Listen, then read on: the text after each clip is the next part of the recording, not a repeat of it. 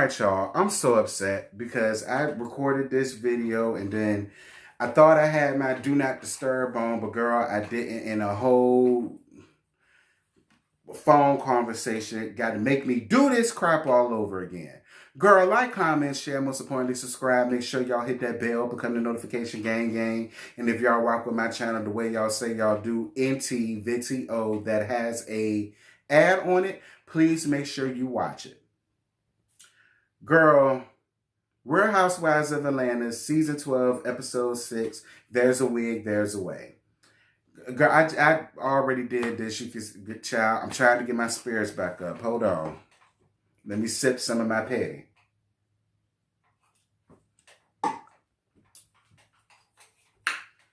Ooh, girl, I done spilled it all on me. Child. Tanya and Portia go to a quick fix weight loss clinic, and basically Tanya lets Portia know that she's inviting all of the ladies to Toronto's carnival. Really ain't much there to tell with that. Child, Scotty called them the new freaking frack, but I don't think I'm going to give them that much credit just yet. Todd's daughter tells him that he needs to give her more affection. Ain't she 21, 22? I know she's above 21 because they was just in the strip club drinking for her birthday. Like, girl, listen, I'm not upset or mad at what Todd is doing. Todd see things the way I see things, whereas it ain't your money, it's our money. So now you need to get up, get out, and get your own. Be an independent, strong black woman out here and make it or break it on your own. I'm kind of with Todd on that. Like, now, don't get me wrong. I do feel like even doing that, Todd still needs to give her some type of affection. But as a father, or a man rather, I could kind of understand what he's doing there. I kind of can understand it. But Todd, as well as Candy, let me tell y'all something. Y'all are boring me. Okay? First of all, the whole conversation was boring because, girl, Miss Kiera, whatever her name is, she looked so disinterested in even having this conversation on camera with him. That's number one. And number two, yeah, y'all gave us that, but the only thing y'all been giving us lately is this whole Syracuse thing. And Candy, are you taking up Miss Sheree, legendary Sheree Whitmore's about being the whole bone carrier? It seems as though that's been y'all thing all season. This situation with the surrogacy and Candy playing Sheree and being the bone collector, it's just getting old. I'm sorry. And another thing, while I got y'all on the line, did y'all have to go out and find the most bougiest Connect Four set that y'all could find? Like, child, if y'all don't quit playing with us, y'all asses down to the nearest Walmart and get y'all the real deal Connect Four and quit playing with us, y'all had better. Cynthia makes her and Noelle a bowl of guacamole, and when Cynthia tastes it and put the spoon back into the bowl, girl, Miss Noelle got her together. And I had to be with her. It's like, child, Noelle is a whole butch queen out here, child. She don't want no Diago on her lips or in her mouth. Girl, we all know what you and your man around there doing. So I could understand why she was upset about you putting the spoon that you done had in your mouth back into the bowl. Get that together, Miss Scent. Nene and Candy go out for lunch, and while they was out to lunch, basically, Nene says that a mutual friend of theirs recorded Cynthia talking trash about her. Nene, I don't believe it. I don't buy it. And even if I did believe it, and even if I did buy it, oh, the hell well. You have done talked about this girl, berated this girl, and belittled this girl the minute her and Kenya became friends. The minute her and Kenya became friends, you decided to be this girl's enemy. And so even if she was talking trash about you, girl, who cares? You've been saying a whole bunch of nasty, despicable things about a lot of them girls that be sitting on that couch with you since you got up there season 1. So I don't feel bad about anything that Cynthia done ever said about you. Girl, miss me with it. You weird the beast. You had better.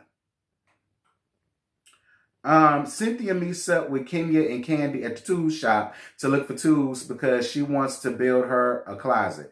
Now, Cynthia, listen, girl, we not buying that. I would have appreciated this scene a whole lot more had you went out and did a spa day, a beauty day, went out to eat, went out shopping for some clothes or some shoes or some jewelry, anything that you sitting around here trying to act like you finna be Bob the Builder and build yourself a new closet. Girl, miss me with it. Candy tells her what Nene said about the recording, and Miss Cynthia is unbothered, okay? Cynthia says that she only responded to all of the nasty things that Nene has said about her to other people and the blogs, and I do agree. I do agree. It's only so much that anybody is going to take. Don't matter how nice a person is, you back that nice person into a corner like a rat or a cat, and it's going to come out kicking and screaming. And that's exactly what Nene is doing. She's tired of always constantly having to be the bigger person to suit Nene in this narrative. And I'm not mad at Cynthia for that. Cynthia also says that when, listen, basically what Cynthia was saying was when I was her flunky and her lapdog and her puppet, it was all well and good. I was treated like Michelle Obama, but now that I done grown up, smelt my own cootie and got a mind of my own, now I'm basically the bottom of the barrel and she's treating me like dirt. And I'm with her. And she said it straight up. She could take her recordings and her receipts and shove it right up her ass. And the friend that did that despicable nonsense too. And I ain't mad at Cynthia for that. Go off, Miss Cynthia. Thank you for having a mind of your own. Girl, Eva was on FaceTime with Cynthia and she was basically saying that she was not going to Marlo's wig launch party and she don't understand why she's doing that because all of her wigs are ill-fitted. And Miss Girl, when they showed the montage of a lot of her wigs, bitch, I died. Because Eva won't lie. I'ma just say that. Eva won't lie. So, girl, it was Marlo's wig launch. And to be honest with y'all, girl, she was dry, delayed, tied through, and barren as she wanted to be. And I'm sorry. I had to be with Candy on this. It's like, girl, you walk around here trying to grandstand and act like you so grand and you so rich and you this big wig, big baller, shot caller. But girl, we come down to this event and it's just so lackluster. Like, nobody there looked like they was having a good time. But girl, quiet as it's kept, everybody there looked like they was paid for off of Craigslist. Like, it was just, it was tired, it was dull, it was dry, like, But, I mean, I guess, Marlo, I guess. So when a mutual friend of Cynthia and Nene's, Giovanna, comes to the party, Candy cuts to the chase and asks her, was she the friend that recorded the conversation of Cynthia talking about Nene? I mean, I don't find nothing wrong with it. I would have done the same thing. It's like, oh, okay, well, you're a mutual friend. So let me ask you this. Are you the reason why all of this is going on? Are you the reason why these two women just can't get along? Are you the reason why Nene had to come to me with this tea and I had to come to my home girl, basically letting her know that y'all putting a whole espionage on her behind her back? Out of all of the nasty, evil, Knievel, despicable, disgusting things that Nene has said about not only her, but Kenya, Candy, and everybody else down to that damn show, girl, bye. Nene, miss me with trying to be the victim with this, okay? Miss me. It's been years of you bullying and talking and trashing and bashing this girl. Years of this. So I don't feel bad for you. Girl, get over it. Child, why do most people show up down there to there with the blonde hair? Like, I get it's a wig party, but did most of the people have to show up with blonde? Like, there's just no other wig color that y'all could have chose other than blonde. Girl, I guess. Nene shows up and immediately the mood shifts. Like, immediately the mood shifts.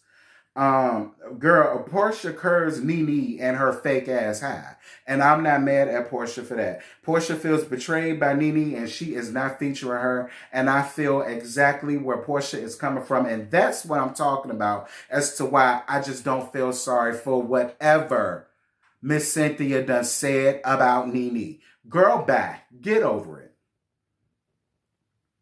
Girl, now this is what saved the episode for me. Girl, Kenya and her drummers basically come and crash this dry and delayed, tired and through party that she calling herself having a lunch. Girl, Kenya bought it. Kenya bought it. Y'all can say whatever y'all want to say about Miss Kenya, but with this, she was all right with me. I'm with her. It's like every time I turn around, Marlo has something negative to say about me. So, girl, why should I give two damns about these dry-ass Kanakalon wigs that she running around here trying to peddle? Girl, forget these wigs and use my edges forever so you ain't got to wear these dry-ass bed bug lice infested wigs. Girl, do your hair a favor. Girl, Kenya says she was helping Marlo because she knows nothing about good hair, good wigs, good hair care. She knows nothing about tax. She knows nothing about class. The only thing she knows how to do is be a booster and be MasterCard Marlo. Because Marlo, out of all of your seasons of being up here, you finally had the opportunity to give us something real. And the only thing you could give us with these Sally Beauty Supply inspired wigs. Really, Marlo? But I will say this, for the first half of it, Marlo did be the bigger person and was like, listen, this is my homegirl Kenya. She got a hair care product for your edges. Child, I have problems with my edges. Girl, I may need to get a couple of them. Yeah, you do. You need more than a couple, girl. You need a whole dozen to let me tell it. Yeah. Girl, Nene calls Kenya the devil, but in my opinion, Nene, it takes one to know one. Like, Nene, this is another thing, because you never seen it for Kenya since the day she stepped through the door. And the minute that she became a crowd favorite was when you really had a damn problem with her. Like, Nene, listen to me. You say that you're going to see a life coach. One, I don't believe it, because if you were seeing any type of life coach, any type of therapist, they need to be fired. Because if I was your life coach or your therapist, girl, I would turn the mirror, slam onto you. You are your biggest enemy. You are your biggest problem. The way you walk around here, the way you treat people, the way you cut people off, the way you talk about people worse than a homeless bum out on the street. Like, and then you want to leave the party and try to act like you're so much above this, that, and this. But girl, a leopard don't change its spots. And considering the fact that we already got some tea about how you tried to spit on Kenya, tells me everything that I needed to know. You's a fake, you's a fraud, you's a part-time broad grad, should have left your ghetto fat ass up on that stripper pole to fend for your damn self. You are not deserving of the life that you have, Nene, and this is exactly why you are going through what you're going through now, because God don't like ugly and he not too fond of pretty. You sit up and you talk about people, you berate people, you belittle people, you make people feel like they're nothing, but then the minute that same energy gets turned on to you, now you're the victim. Now you're the one that's heartbroken. Now your achy breaky heart can't take it. Girl, you had a whole husband that was sitting around here battling cancer, and instead of you doing what you were supposed to do, which was look out for the man that saved you from being on the damn pole, you ain't had nothing better to do but go out and see other people, allegedly, but I believe every single solitary word of it. You complained about having to take care of this man, considering he's been funding your lifestyle ever since he saved you off the pole. Nene, I don't feel bad for you, girl. I don't. I have no ounce of sympathy for Nene. And I have no ounce of sympathy for Marlo either. I really don't. I really don't. You sit up and you talk about Kenya and you talk about Eva, girl. I feel as though you got exactly what you deserve. Like, I was with Kenya. Because up until then, the episode was tired, delayed, and through. Kenya was the one that saved it with her shenanigans. And girl, I was all here for it. Now, let me tell y'all something, what I love and respect about that damn Kenya Moore. She know how to pay a bitch dust. Complete dust. She was walking around and Marlo did her whole Marlo thing, trying to talk about her husband as if she got one, talking about her baby as if she got one. And girl, Miss Kenya did what I did. I'd have kissed everybody, shook hands, kissed babies, and sashay Shantae my ass up out of there like she did when she won Miss USA, okay? I was so here for Miss Kenya. So here for Miss Kenya. But girl, that's all I got. I ain't got no more to give you. I'm about to get off of here and finish my little cocktail that's straight up vodka. Dice and Splice, and I'm gonna upload this for y'all. Y'all jump down in the comments. Y'all let me know what y'all think about the season so far. Let me know how y'all felt about Kenya and her antics. And girl, I'm gonna holler at y'all later. Bye.